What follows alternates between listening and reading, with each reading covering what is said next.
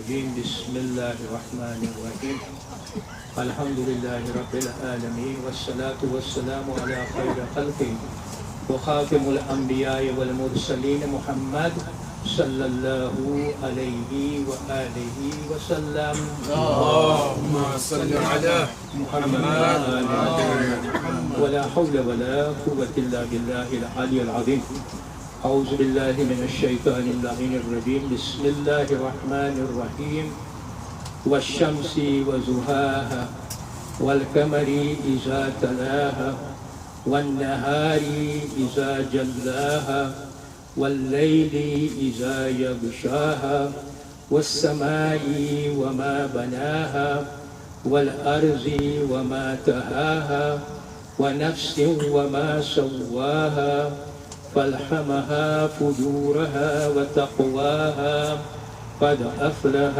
من زكاها وقد خاب من دساها كذبت ثمود بتقواها إذ انبعث أشقاها فقال لهم رسول الله ناقة الله وسقياها فكذبوه فأكروها فدمدم عليهم ربهم بذنبهم فسواها ولا يخاف عقباها صدق الله العظيم. اللهم صل على محمد. السلام عليكم ورحمة الله وبركاته. عليكم السلام ورحمة الله. ગયા અઠવાડિયે જ્યારે આપણે બધા ભેગા થયા હતા ત્યારે આપણે સૂરત અલ-તીનની ચર્ચા પૂરી કરી હતી. આજે આપણે નવો સૂરો શરૂ કરશું, નવા સૂરાની ચર્ચા શરૂ કરશું અને તે છે સૂરત અલ-શમ્સ. હવે આ સૂરત અલ-શમ્સની આયતો ઉપર આપણે આવીએ. બહુ જ વખણાયેલી આયતો છે અને આપણે પણ ઘણી વખતે આપણે આ સાંભળેલી આયતો છે. એના ઉપર હું આવું એની પહેલાં મારે ઇન્ટ્રોડક્શન આપવું છે આ સૂરાનું. હવે ભાઈઓ, તમે નોટિસ કર્યા હશો અને બહેનો, તમે નોટિસ કર્યા હશો કે જ્યારે આપણે નવા સૂરા શરૂ કરીએ છીએ ત્યારે હંમેશા હું ઇન્ટ્રોડક્શન આપું છું. હવે ઇન્ટ્રોડક્શન આપવાનો એક સખત મર્તબો છે અને ઇમ્પોર્ટન્સ છે. ઇમ્પોર્ટન્ટ વસ્તુ આ છે કે જ્યારે આપણે ઇન્ટ્રોડક્શન આપીએ કોઈ પણ સૂરાનું તો એમાં આપણને કોન્ટેક્સ્ટ અને બેકગ્રાઉન્ડ મળે છે. હું બહુ મુક્તસરમાં આપું છું. બેકગ્રાઉન્ડ અને કોન્ટેક્સ્ટ મળે છે.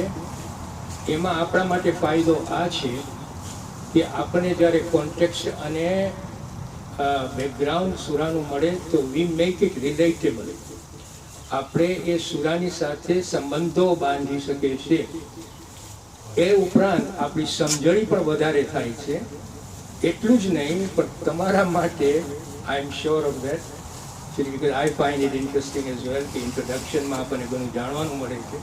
પણ તમારા માટે સ્પેશિયલી ઓડિયન્સ માટે ઇટ બિકમ્સ તમને મીઠાશ આવશે સાંભળવામાં, કારણ કે you can make it relatable to the ear. So it's very important કે આપણે ઇન્ટ્રોડક્શનથી શરૂ કરીએ અને મુખ્તસરનું ઇન્ટ્રોડક્શન તમને હમણાં આપીશું. તો પેલી નોંધ આપણે આ લઈએ કે આ જે સૂરો છે સૂરત અલ-શમ્સ એ કમ્પાઇલેશન પ્રમાણે એક નંબર 91માં છે. કમ્પાઇલેશન પ્રમાણે કે આપણી પાસે જે કુરાન છે એમાં જે સૂરાને નંબર આપવામાં આવ્યું છે એ નંબર 91 જે સૂરત છે એ સૂરત અલ-શમ્સ. ક્રોનોલોજીકલી એનો મતલબ કે જેવી રીતે નાઝિલ થયા છે સૂરાઓ એ પ્રમાણે સૂરે કદર પછી સૂરે શમ્સ નાઝિલ થયું છે. સૂરે કદર કમ્પાઇલેશનમાં નંબર 97 છે. તમે જાણો છો સૂરે કદર કયો સૂરો છે? ઇન્ના અન્ઝલનાહુ ફી લૈલતિલ કદ્ર. અલ્લાહ સુબહાન, આ બહુ ઇમ્પોર્ટન્ટ સૂરો છે. અગેન અલ્લાહ સુબહાન વ તઆલા અહીંયા એક રાતની શક્તિની વાત કરે છે. The strength of that night which we know it is Lailatul Qadr. Allah સુબહાન વ તઆલા આપણને પહેલી જ આયતમાં સમજાવી દે છે, આ સૂરે કદરની વાત કરું છું, કે આ રાત્રે મેં કુરાન નાઝિલ કર્યું હતું. બરાબર કે નહીં? પણ પછી આપણને કહે છે કે આ એક રાત 1000 મહિનાથી બહેતર છે. અલ્લાહ સુબહાન વ તઆલા કહે છે કે એક રાત 1000 મહિનાથી બહેતર છે. એનો મતલબ શું થયો? જસ્ટ ઇમેજિન, એક મહિનાથી આ એક રાત બહેતર છે. This is for us to reflect. પણ સૂરતુલ શમ્સ આ જ્યારે સૂરતુલ કદર આવ્યા પછી નાઝિલ થયો. બીજી નોંધ આપણે આ લઈએ કે સૂરતુલ શમ્સ નામ જે છે એ પહેલી જ આયતમાંથી એને નામ મળે છે, એનું નામ મળે છે સૂરતુલ શમ્સ. વશમ્સી વઝુહાહા, વશમ્સી by the sun. અલ્લાહ સુબ્હાનહુ વ તઆલા અહીંયા સૂરજની કસમ ખાય છે. શમ્સ એટલે સૂરજ, અને આ સૂરાનું નામ પડ્યું છે સૂરજ આ પહેલી આયતમાંથી. વશમ્સી વઝુહાહા. ત્રીજી નોંધ આપણે લઈએ અને તે આ છે કે આ સૂરામાં 15 આયતો છે, 15 વર્સિસ. અલ્લાહ સુબ્હાનહુ વ તઆલા 15 આયતોમાં આપણું ફોકસ બે બાજુ નાખે છે. પહેલું ફોકસ જે નાખે છે એ પહેલી 10 આયતમાં નાખે છે, અને પછી જે સેકન્ડ ફોકસ છે એ પહેલા 5 આયતોમાં આપણું ફોકસ નાખે છે. ફોકસ એટલે કે આપણી નજર. પહેલું જે ફોકસ છે એમાં બે નોંધ લેવું પડશે. એ આ છે કે આપણે જોશું તો અલ્લાહ સુબ્હાનહુ વ તઆલા આ 10 આયતોમાં આપણને એકચ્યુઅલી આ 10 આયતોમાં આપણને મળે છે, શું મળે છે કે અલ્લાહ સુબ્હાનહુ વ તઆલા આ જે એની પૈદાઈશ જે છે ને, આ બધી પૈદાઈશ, જો કસમ કોની ખાય છે? કસમ ખાય છે સૂરજની, ચાંદની, દિવસની, રાતની, આકાશની, જમીનની. આ બધી પૈદાઈશ જે છે ને એ પૈદાઈશ સમજવા જેવી વાત છે. આ પૈદાઈશ અલ્લાહ સુબ્હાનહુ વ તઆલા કહે છે inherent within the creation are two poles. બે સમાન છે, બે થાંભલાઓ છે.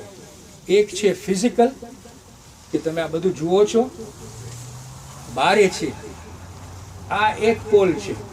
અને બીજો પોલ જે છે એ અંદરનો પોલ છે, વિચ ઇઝ રૂહાની. આ બંને પોલ, માનસિક અને રૂહાની, physical and hidden within it, એની જે શક્તિઓ છે એના ઉપર અલ્લાહ સુબ્હાનહુ વ તઆલા બધી કાબુ ધરાવે છે. સમજો છો? કાબુ ધરાવવાનો મતલબ he has control of everything. આ આપણું ધ્યાન ખેંચે છે આ આયતો. ધીસ ઇઝ ધ ફર્સ્ટ નોંધ of the first focus. The second નોંધ આપણે જે લેવાની છે તે આ છે કે આ બધી કસમો ખાઈને, આ બધી પૈદાઈશની કસમો ખાઈને અલ્લાહ સુબ્હાનહુ વ તઆલા પછી શું કહે છે 9મી અને 10મી આયતમાં? અલ્લાહ સુબ્હાનહુ વ તઆલા કહે છે જે આપણું સોલ જે છે ને, આપણે એને ઘણી વખતે રૂહ કહીએ છીએ, જો કે રૂહ is a spirit, soul is નફ્સ. આપણું જે નફ્સ છે ને એ નફ્સ અલ્લાહ સુબ્હાનહુ વ તઆલા કહે છે કે મેં બે વસ્તુની વચમાં રાખ્યું છે. Again it's so important to understand that કે અલ્લાહ સુબ્હાનહુ વ તઆલા આપણું ધ્યાન કેવી રીતે શા માટે ખેંચે છે? એ કહે છે કે આપણું જે નફ્સ છે ને એ નફ્સ સારું અને ખરાબ, પ્યોર અને ઇમ્પ્યોર, મોરલ અને ઇમોરલની વચમાં રાખ્યું છે. મતલબ શું એનો? મતલબ આ થાય કે આ નફ્સ આમાં જઈ શકે છે અને આ નફ્સ ઓમ પણ જઈ શકે છે. આ નફ્સ પ્યોર પણ થઈ શકે છે, આ નફ્સ ઇમ્પ્યોર પણ થઈ શકે છે. અલ્લાહ સુબ્હાનહુ વ તઆલા આપણું ધ્યાન કે છે જે પહેલા ફોકસમાં કે આ નફ્સ જે છે ને એ મેં અહીંયા રાખ્યું છે. આનું ઇન્ટરપ્રિટેશન આપણને સૂરતુલ બલદમાં મળશે, વિચ ઇઝ નંબર 19.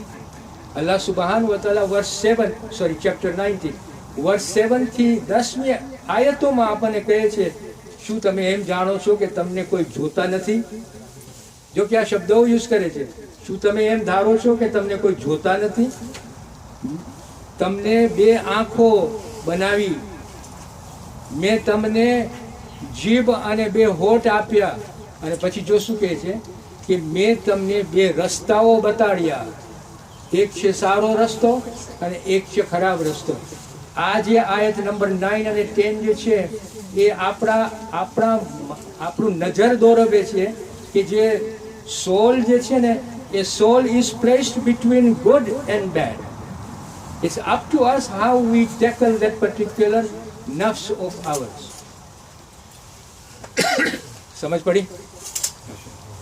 બીજું ફોકસ જે આપણને મળ્યું છે આ 15 આયતમાં, એ વર્ષ નંબર 11 થી લઈને વર્ષ નંબર 15 સુધી અલ્લાહ સુબહાન વ તઆલા અહીંયા અમુક એક ટ્રાઇબની વાત કરે છે કે કોમની વાત કરે છે.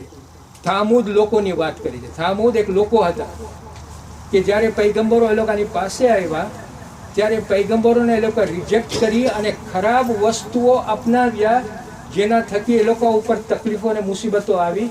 અલ્લાહ સુબહાન વ તઆલા 11 થી 15મી આયત સુધીમાં આપણું ધ્યાન ખેંચે છે કે આ લોકોની મુસીબતો શા માટે આવી.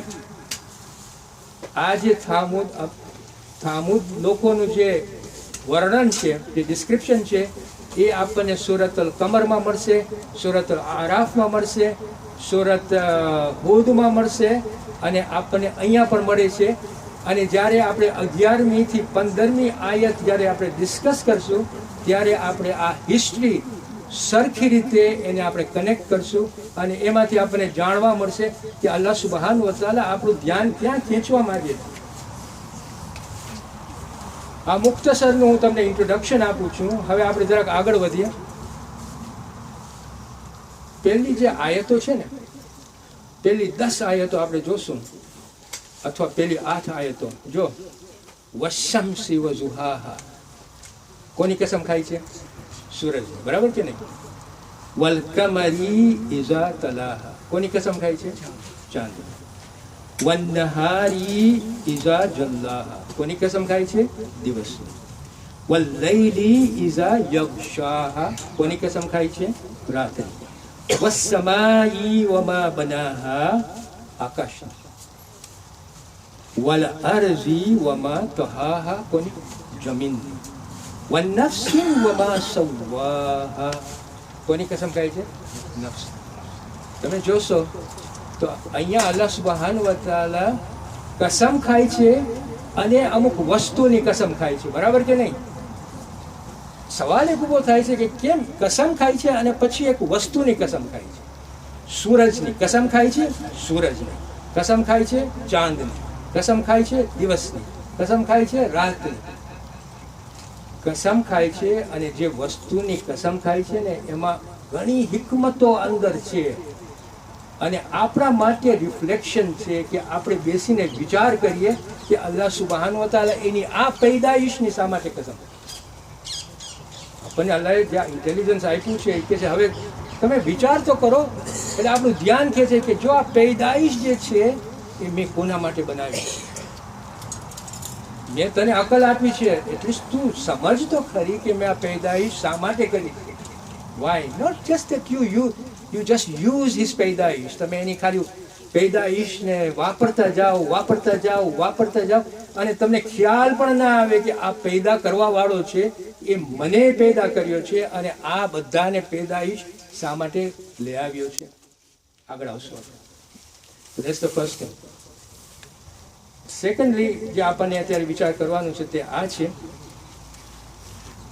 કે અલ્લાહ સુબહાન વ તઆલા પૈદાઈશની કસમ ખાઈ 8મી આયત સુધી. 9મી અને 10મી આયતમાં અલ્લાહ સુબહાન વ તઆલા જો કોની સાથે રિલેટ કરે છે, એ કહે છે જેનું નફ્સ પવિત્ર બનાવશે એ સક્સેસ થશે અને જેનું નફ્સ ગુનાહોથી ભરેલું હશે એ ફેલ થશે, એ અનસક્સેસફુલ થશે. સી ઇઝ રિલેટિંગ અ પૈદાઈશ ટુ અવર નફ્સ. મતલબ શું એનો મતલબ મુફસ્સિરો પ્રમાણે આ થઈ શકે છે કે અલ્લાહ સુબહાન વ તઆલા બધી પૈદાઈશ કરી અને ઇન્સાનની ડિસ્પોઝલ ઉપર રાખ્યું છે કે એ ઇન્સાન મેં આ બધી પૈદાઈશ મેં તારા માટે કરી છે. તારા ઉપર છે કે તું નફ્સને પ્યોર રાખે છે અથવા તું તારા નફ્સને તું ગુનેગાર બનાવી નાખે છે. તારા ઉપર છે કે તું આગળ આવે છે મારી તરફ અથવા તું બરબાદ થઈ જાય છે, અહીંયા ને અહીંયા જ બરબાદ થઈ જાય છે. એટલું જ નહીં પણ તારી જે બાકીની જિંદગી છે બરઝખમાં અને આખિરતમાં એમાં પણ તું તારા પોતાને બરબાદ કરે. અને હદીસે કુદસીમાં આપણને બહુ સક્સેન્ટલી અલ્લાહ સુબહાન વ તઆલા આનું ઇન્ટરપ્રિટેશન આપે છે કે એ ઔલાદે આદમ, મેં આ બધી પેદાઈશ તારા માટે કરી છે અને તને મારા માટે મેં પેદાઈશ કર્યો છે. Can you understand that? આ હદીસે કુદસીમાં અલ્લાહ સુબ્હાનહુ વ તઆલા શું કહેવા માંગે છે કે આ બધી પેદાઈશ મેં તારા માટે કરી છે ઇન્સાન, અને તને મારા માટે કર્યો છે. See the importance is giving to his own creation. આપણે સૂરતુલ 3 માં આપણે સમજી લઈએ કે ગયા અઠવાડિયે આપણે કહ્યું નહીં કે આ ઇન્સાનને કેટલા સ્ટેચરમાં, કેટલા ઉત્તમ સ્ટેચરમાં બનાવ્યું, અશરફુલ મખલુકાત બનાવ્યું. So this is how Allah subhanahu wa ta'ala is now bringing our attention. This is all introduction by the way. આગળ આપણે બધે કુરાનમાં આપણે જ્યારે જોશું ને, ઇટ્સ વેરી ઇન્ટરેસ્ટિંગ અગેન કે ઘણા સુરાઓ આપણને આવશે એમાં અલ્લાહ સુબહાનહુ વ તઆલા કસમો ખાય છે કે નથી ખાતા. પ્લીઝ તમે મને આ જવાબ આપો. જો તમે મને સાંભળતા હો ગયા અઠવાડિયે તો પછી આ જવાબ આપી શકશો. સૂરત અલ-3 માં અલ્લાહ સુબહાનહુ વ તઆલા 4 વસ્તુથી કસમ ખાય છે કે નથી ખાતા? ખાય છે? હા પાડો પ્લીઝ. હા ખાય છે. કેની કસમો ખાય છે? અંજીરની, જૈતુનની, પહાડની અને શહેરની. બરાબર કે નહીં? આપણે ગયા અઠવાડિયે આ બધી ચર્ચા કરી હતી. અલ્લાહ સુબહાનહુ વ તઆલા એવી રીતે આપણને કુરાનમાં સુરાઓ મળશે, ક્વોન્ટિટી પ્રમાણે કસમો ખાય છે. જેમ કે સૂરતુલ અસરમાં એક કસમ છે, બરાબર કે નહીં? સૂરતુલ અસરમાં એક કસમ, સૂરતુલ દુહામાં 2 કસમ ખાય છે, સૂરતુલ લૈલમાં 3 કસમો ખાય છે, સૂરતુલ 3 માં 4 કસમો ખાય છે, સૂરતુલ ફજરમાં 5 કસમો થાય છે, અને સૂરતુલ શમ્સમાં કેટલી કસમો ખાય છે? 11 કસમ અહીંયા સૂરતુલ શમ્સમાં.